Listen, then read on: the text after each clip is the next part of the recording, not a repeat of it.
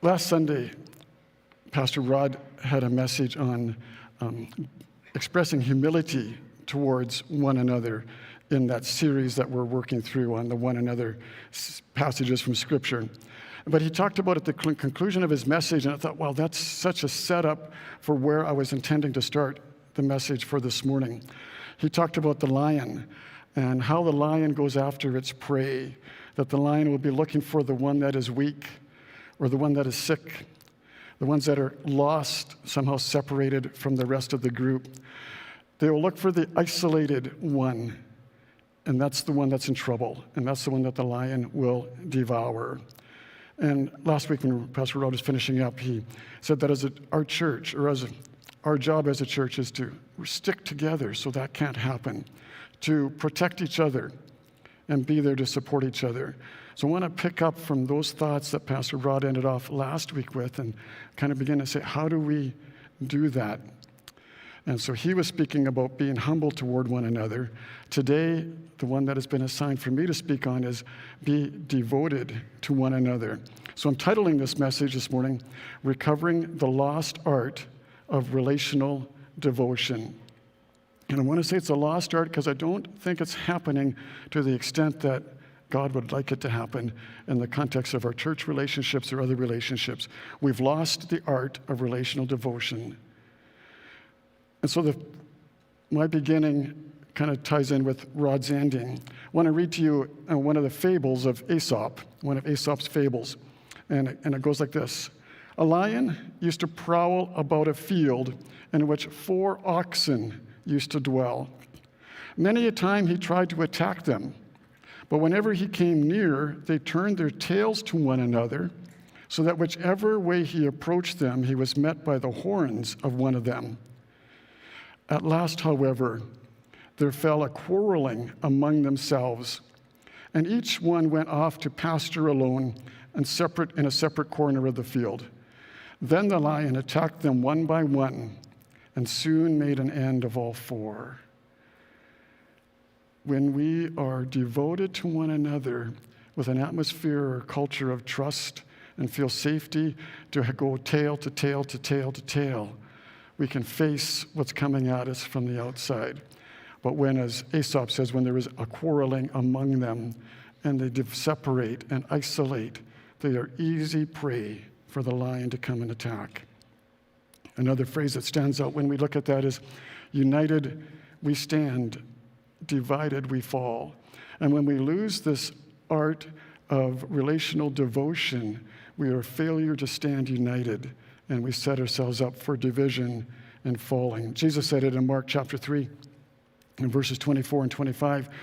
He said, if a kingdom is divided against itself, that kingdom cannot stand. If a house is divided against itself, the house cannot stand. So Jesus speaks about a kingdom, he speaks about a family, but we can stretch that into every aspect of relational context of our lives, life groups, our church family, your friend groups. Anywhere where you have relational connections, if there's division, it will fall. We live in a society which is pretty divided no matter where you look. After the last 2 years of COVID, we have found divisiveness to be very rampant and polarizing. We see it happening on our political levels, how polarizing that is in our own country, let alone in global situations. We see it even in the context of church life. How do we interpret theology and how do we live that out in connections with one another? We end up arguing and being divisive, and it happens in family contexts. When we are deprived of safety in our relationships, we end up in this place of divisiveness. When we are deprived of that in our relational connections, we're in a very difficult place. Without safety in our relational connections, life becomes very hard. We become exhausted, not just physically, but exhausted about life itself. We are very guarded in our relationships. We're like the oxen after they are quarreling, and now they're off on their own, and they are subject, and they cannot withstand the attacks of the lion. Our text for this morning comes out of Romans chapter 12. It's verses 9 and 10, and particularly verse 10. But verse 9 says, love must be sincere. Hate what is evil. Cling to what is good. Be devoted to one another in love. Honor one another above yourselves. The passage that I've been assigned to speak on is that one phrase, be devoted to one another in love, or even just be devoted to one another, is what we're talking about here. We need to find a way to go in from being divided in divisions to being devoted to one another. Romans chapter 12, earlier on in that chapter, it says in verse 2, do not conform any longer to the pattern of this world. And as, again, we look at the pattern of this world, we would see right now the pattern of our world in which we live is divisiveness. It says, don't conform to that. Be transformed by the renewing of your mind. And then that's where all these one another passages come in. And this morning, part of that transformation that God wants to do in our lives is to lead us back to that place where we can restore the lost art of relational devotion. It's part of what God is saying when he says, be transformed. And Paul continues on there to speak about ways we can do that. Be devoted to one another in love. What does the word devoted mean? Well, some of the other translations just changes the word a little bit. J.B. Phillips says, let us have real, warm affection for one another. That's a good example of what devotion looks like. New King James simply says, be kindly affectionate towards one another. Eugene Peterson, when he wrote the Message, says, be good friends who love deeply. So we talk about kindly affection, loving deeply, warm affection. All of that translates into the word that we're using this morning of being devoted to one another. Where there is a culture that thrives on that, where there is a culture that understands that, where there is that sense of being devoted to one another, you have a sense of safety and security and a sense of freedom which comes out of that devotion. And every one of us, that's one of our highest needs, is to feel safe and to feel secure. When we have that, the rest of our world feels good and feels right. When we know that people are looking at us and they're saying, I've got your back, we can relax and we can drop our guard and we can settle in and we can thrive in this life. Without that, we don't have that safety, that security, and we're guarded and we feel isolated and alone and we're subject to being devoured by the lion. What does relational devotion look like? Let's start with that, and then we'll look at how we can begin to implement it in our lives. What does it look like? Well, first of all, we use the word devotion, and we use that word fairly loosely, especially in our context of our relationship with God. Many of you got up this morning, and the first thing you kind of did, because it's your routine, is you had devotions. You did your few minutes of prayer and Bible reading and prayer in connection with God. And then we can, in a sense, I'm not trying to minimize this because this is very important in our Christian walk to have our time with God in our devotions, but in a sense, now we check our box and we say, I'm devoted because I did my devotions. But I want to say to you that it goes, true devotion means and demands a lot more than that. That is good to spend that time with God. It's important and needed in our lives. But we have to do more when it comes to understanding the depth of the meaning of what it means to be devoted to one another.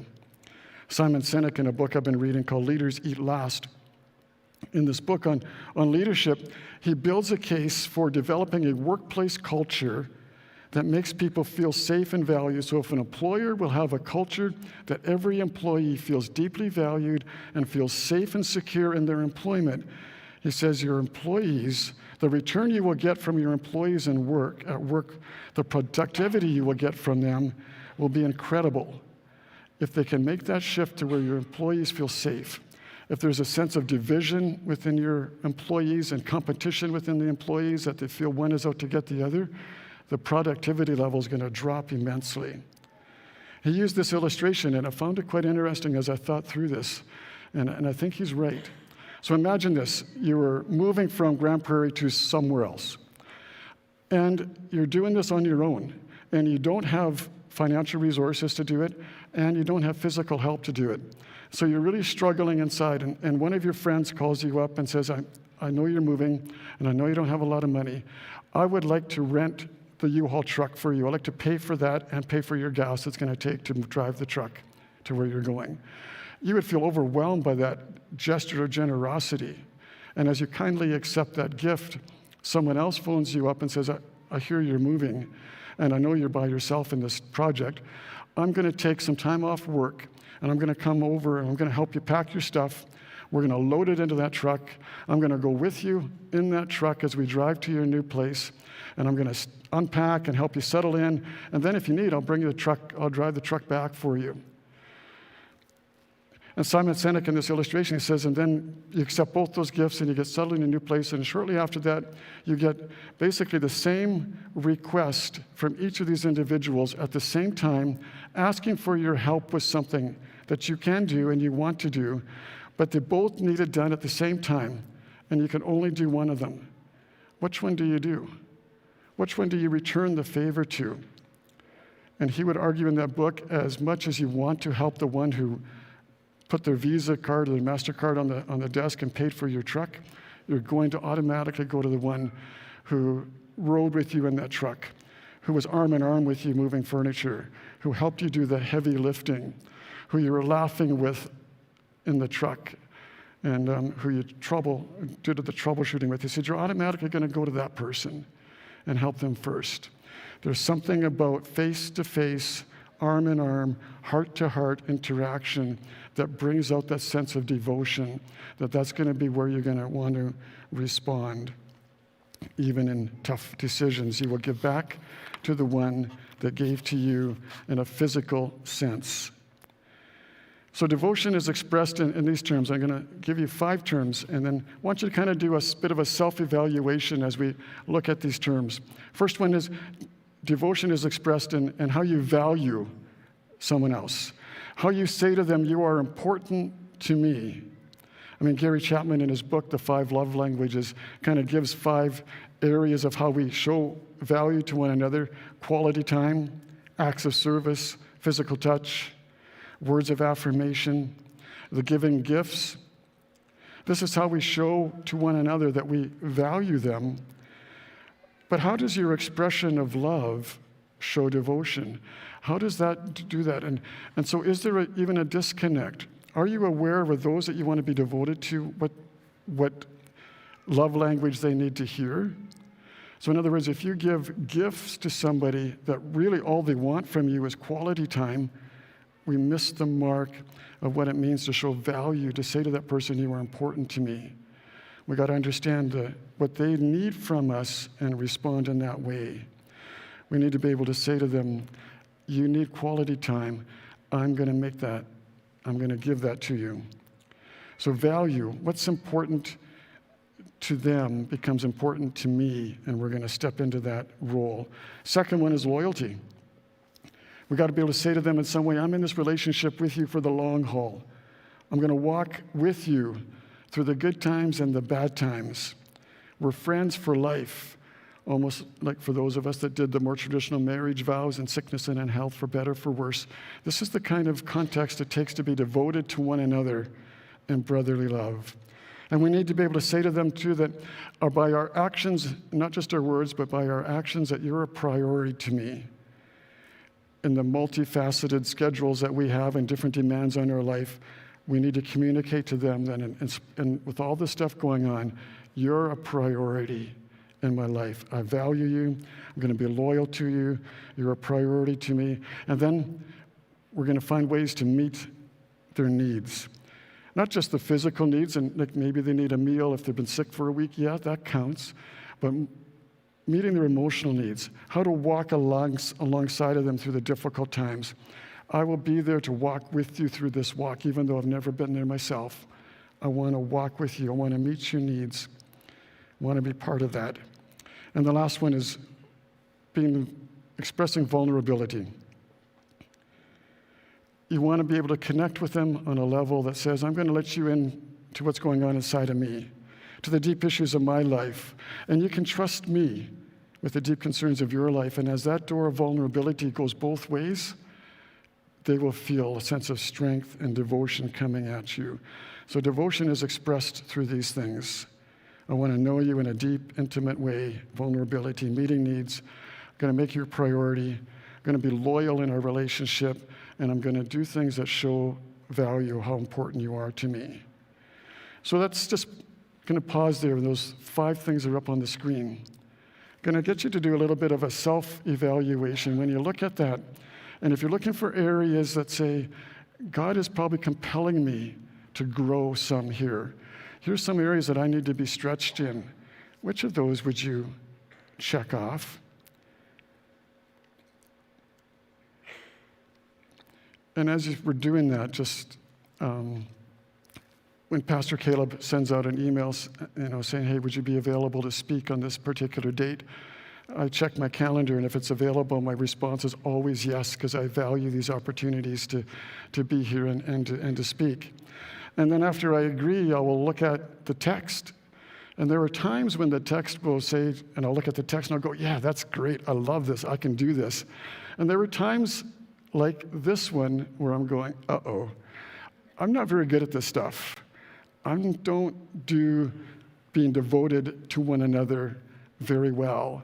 And so as we had that list and I was looking at it for myself, I had to check a number of those things. And so if you're here and you're there, that's okay. What we can do with this message is saying, God, help us to come out of this and not live in a culture of divisiveness, but work towards being devoted to one another. So I've got a lot of check marks and a lot of area that need attention and growth. And so this message, even as I've been preparing it, has been for me and still is, even as I'm saying it to you this morning. Here's one of the simple ways that it plays out, and this is how it plays out in my life. You might be part of group texting or WhatsApp groups, and you get this message that's sent out to several people, and it might say, please pray for me today because of, and they might go on to describe a situation that they're encountering. And you'll look through your little emojis, and you'll find that little praying hands emoji, and you'll send it back to them, and thinking, good, now I did my part. Being devoted to one another, if the opportunity is there, would mean, instead of just sending out that little praying hands emoji, why don't we hit the phone button and phone that person and say, I just got your text. Can I pray for you right now? And just start a prayer. And even if it goes to voicemail, just say, hey, I just saw your text, and just start praying on the voicemail, that they can hear your prayer when they have a moment to answer that call. It doesn't take a lot of our time, but it goes a long way to say, hey, I'm devoted to you. This is part of our connection through devotion to one another. What are the barriers to relational devotion? We talked about kind of what it could look like, but what keeps us from doing those extra things? The first one I want to mention is our own insecurities. And these are all areas in which the enemy will try to keep us isolated. So we're not as those 4 oxen were in strength with tail to tail to tail to tail, with the 4 tails in the middle and their horns out to face the enemy. Instead of going in that formation of strength, we isolate ourselves because of our own insecurities, our own feelings of rejection that push people away. We are our own worst enemies. So we avoid this connection we end up in isolating, end up discouraged and empty and feeling alone. When we start to feel like we're not good enough, we're not wanted, we don't fit in, we don't belong, we withdraw from the safety of the core of being devoted to one another and end up isolated. Yet we long, everything inside of us longs for that connection. We want that more than anything else, but we disconnect it from ourselves. And we need to overcome that. Part of where that comes from, though, is our own historical story. In our life group that Liz and I are part of right now, Andrea Biet is leading us through a series about this kind of stuff. Very stimulating series that talks about connections with others and our attachments and where they go wrong. And it really comes out of our historical story, of owning our own story. We all have a story. And some of you come out of a story of deep pain and you go, like, this is why I'm messed up. But some of us come out of a stories that we say, we had a pretty good upbringing. And yet we still feel some disconnection. And so if we go back and embrace our story, we can find a way through it. Here's a quote from Kurt Thompson that she used that really kind of hit me. It says, we can grow up in homes which the food finds the table, the money finds the college funds, and the family even finds the church each Sunday. but somehow our hearts remain undiscovered by the two people we most need to know us, our parents.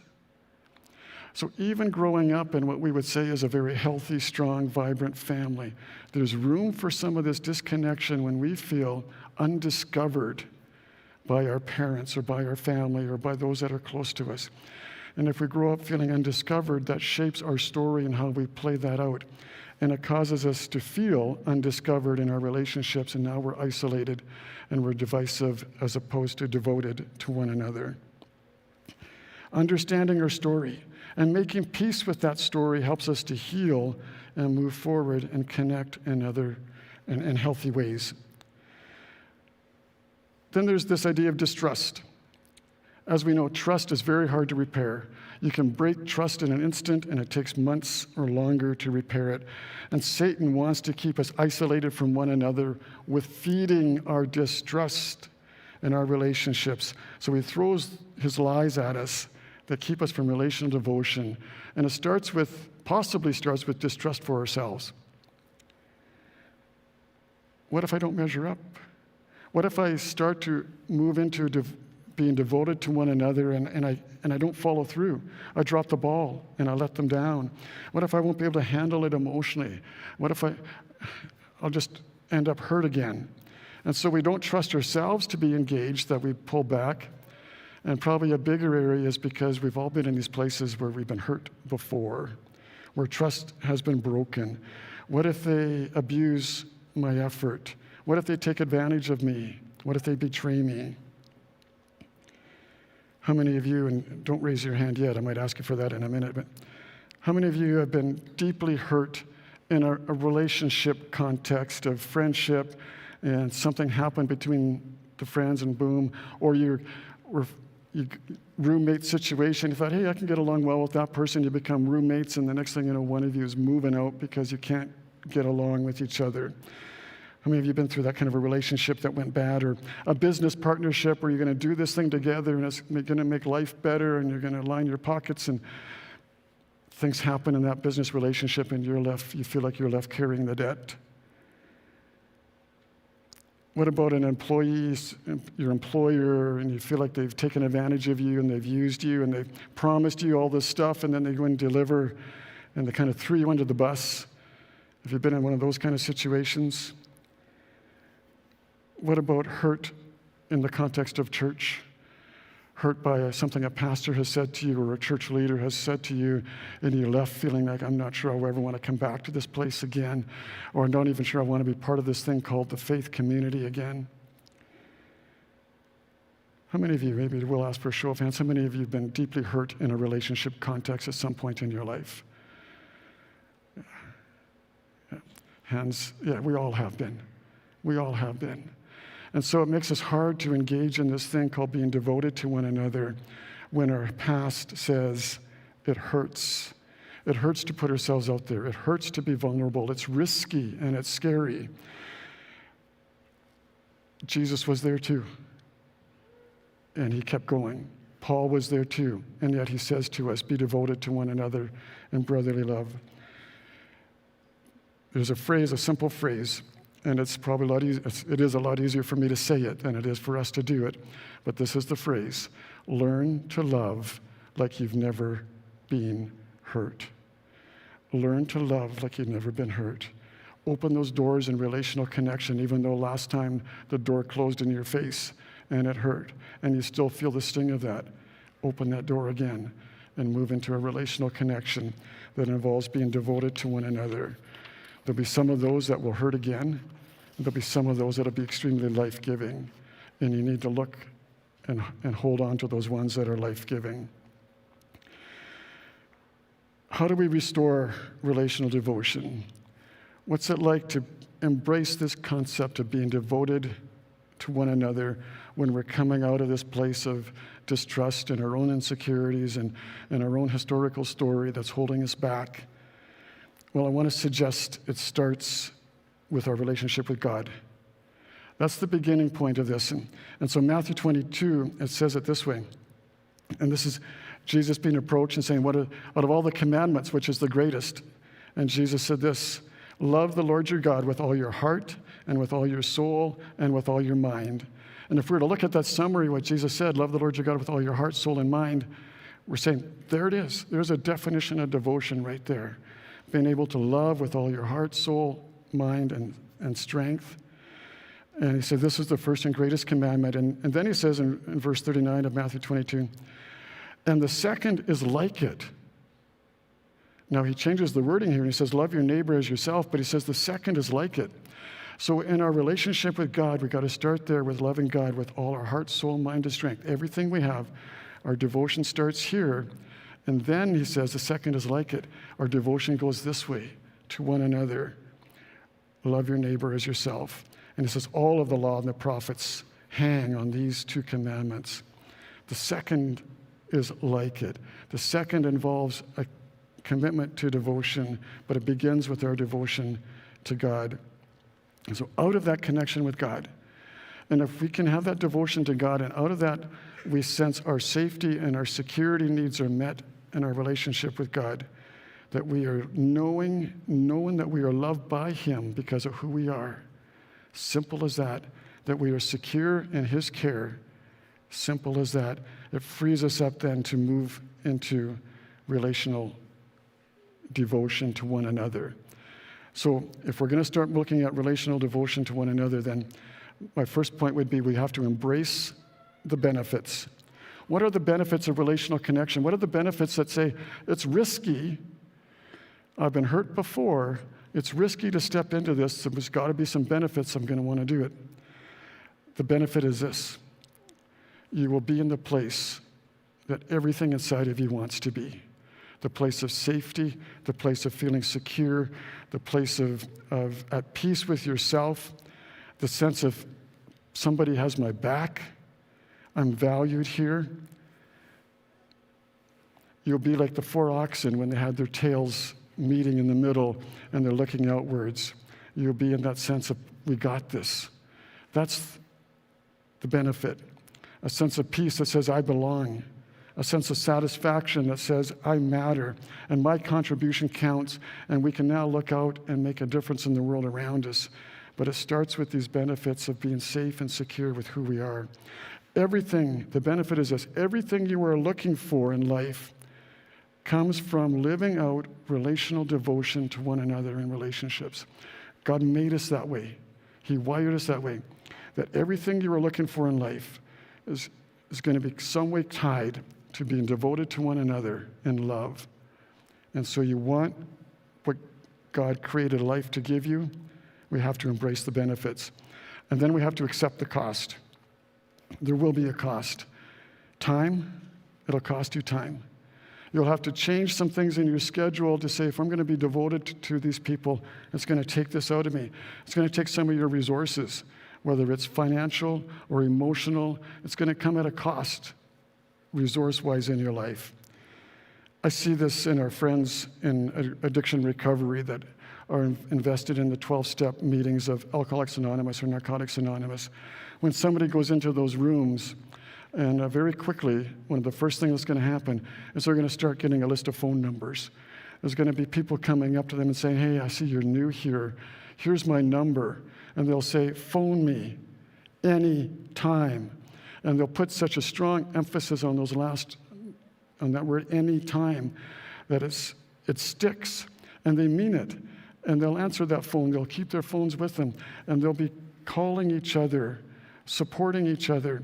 And if you were to ask them, that takes a lot of your time, that takes a lot of your emotional energy.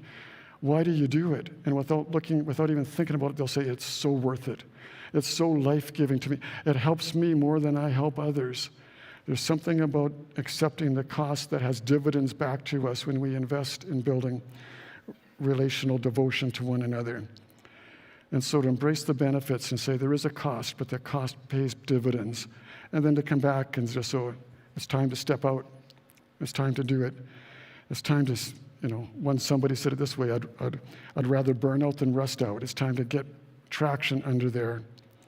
So Paul gave this challenge, be devoted to one another, and he gave that challenge to the church in the city of Rome, to the Jews, to the Gentiles that met together in the context of worship. He gave the challenge to the church. And so if we say step out and do it, I want to suggest that the place to step out and do it is here. We start in the church. We start with each other as we worship and fellowship together. And in a church our size, when you look around, we can't be devoted to this many people. So find a group that you can be. And in our context, it's called life groups. If you're in a life group, if you're already plugged into a life group, begin to explore ways, how can I increase my level of devotion to the people that I meet with weekly or bi-weekly or whatever, however often you meet? How can I increase my level of devotion to this group of people that I'm journeying through life together?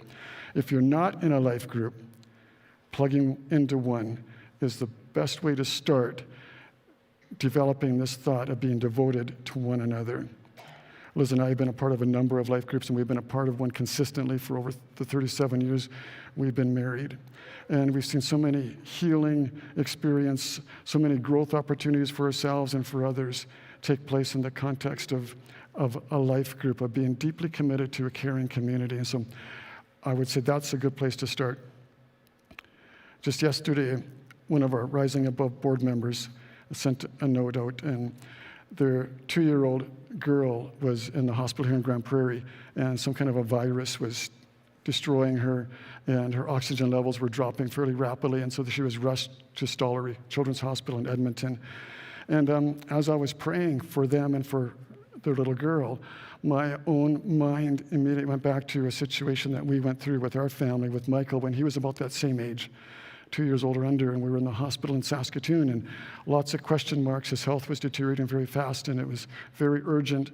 And I remember being there in the darkness of the night, staring out the window into the blackness, feeling that blackness, feeling so empty, disconnected, unable to pray for our own situation.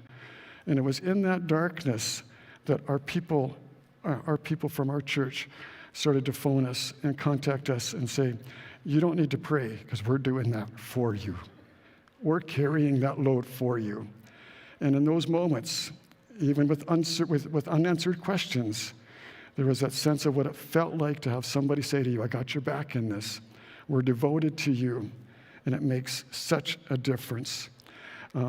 If you're not connected in that kind of a connection group, there will be places for you to sign up for that and get plugged into a life group. The second area would be, yes, get plugged into a life group, and then get plugged into a place to minister. Plug into ministry. Be part of a team that works together to serve, whether it's serving within the body here of ushering or on the technical team or on the worship team, or whether it's serving in an area that reaches out to the community like FID or in other areas. But plug into a team where you're working shoulder to shoulder, arm in arm with somebody to make a difference. And then become devoted to those people you're working with. And you will watch yourself grow. Yes, it's going to take time. Yes, it's going to take some emotional energy. It's going to be draining.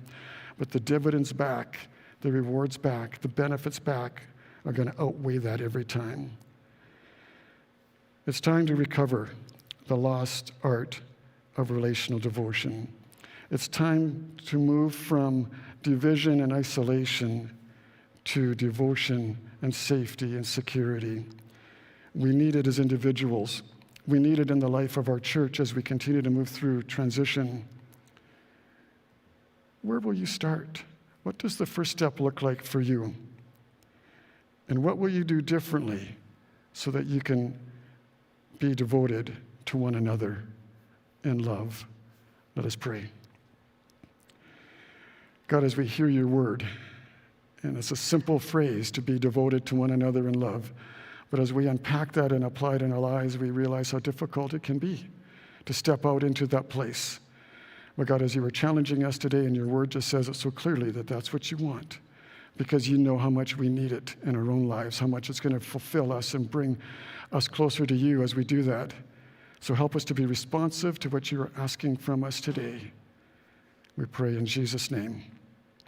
Amen. Coming up in 2 weeks from yesterday, which is March 26th at 9 a.m., there's another Vision Town Hall meeting here or another town hall meeting. This one's on vision. And as part of the transition, as part of shaping what's going to happen for the future of our church. So that's 9 a.m. on March 26th, right here in this auditorium. And second thing that I want you to remind you of is, as always, when we conclude this service, if you need prayer, whether it's something you heard in the message this morning or something else that you're dealing with or coping in your life, and you're going, I need somebody to pray with me. There'll be people coming up here that would love the opportunity to pray with you. And so take advantage of that this morning too. Receive this as the benediction. Go and discover what it means to love the Lord your God with all your heart, with all your soul, and with all your mind. And let that inspire you to be devoted to one another in brotherly love. You may be dismissed.